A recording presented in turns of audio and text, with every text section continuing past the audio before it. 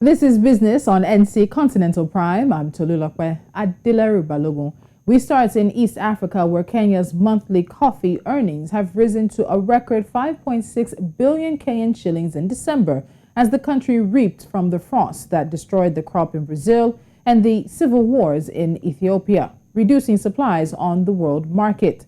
The Nairobi Coffee Exchange says earnings jumped 117.3% from 2.6 billion shillings in the corresponding month a year earlier, lifted by the challenges suffered by the two leading producers. Brazil has been recording crop failures due to cold weather and drought, while Ethiopia may be on the verge of a civil war, factors that have dented coffee output from the two countries. And staying with East Africa's largest economy, oil marketers are bracing for a possible stockout of super petrol in Nairobi and the western region. This is setting the stage for possible panic buying by Kenyan motorists. The Kenya Pipeline Company attributed the supply snags to unprecedented demand over the holiday period and power hitches along the main lines from the ports of Mombasa. The state agency charged with stocking and supplying petroleum products to oil marketers did not state how long existing stocks would last, further increasing uncertainty around the critical commodity. Total Energies says that its supply of super petrol will last less than a week, adding that it was in dire need of replenishment. And still on conversations around oil, the global oil prices are now poised for a third weekly gain as the market tightened due to supply constraints across OPEC Plus members following civil unrest. Futures in New York rose to trade near $80 a barrel after climbing about 6% over the past 4 sessions. Kazakhstan's biggest oil producer has altered output at the giant Tengiz field following protests in the country, while Libyan production has also been down. This week, the OPEC Plus alliance stuck with a scheduled output boost of 400,000 barrels a day for February. However, the group is unlikely to meet that threshold as some members struggle to achieve their targets. Output in Libya has declined amid militia unrest, while Russia also failed to boost output last month. As 2022 gets underway, many are seeking where to invest their money. And this is where the United Arab Emirates annual investment meeting comes in. More in this report. Emirates is hosting the world in its next annual investment meeting hosted by the Emirates Ministry of Economy.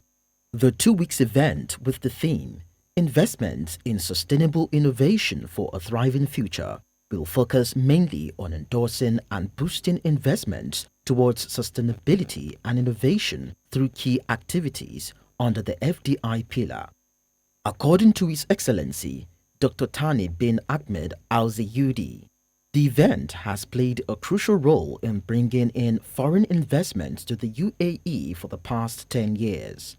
AIM 2022 FDI pillar will present and discuss key topics such as how FDIs must drive change towards mainstream ESG investments, where experts from global investment agencies will provide their insights and engage in thought-provoking discussions. Global value chains are revisited, redesigned and transformed. This will be reflected in investors' preferences in addition to all their complementary initiatives that are implemented by regulatory authorities. Establishing a digital competitive investment infrastructure has now become mandatory for positioning investment promotion agencies as favorable business environments, which was evident in the global economic recovery pattern. According to UNCTAD, only half of the IPAs worldwide acknowledge the impact of FDI attraction in their country zones. When selecting an FDI location, countries with higher skilled and better educated workforce tend to attract more greenfield FDI projects. In the wake of workforce flexibility, countries are increasingly promoting diverse and digitally adept talent pools to leverage FDIs. And finally, the Nigerian government has disclosed plans to increase the mineral sector's contribution to the economy by growing mineral mining revenue from 2.3 billion naira to 9.28 billion naira by 2025.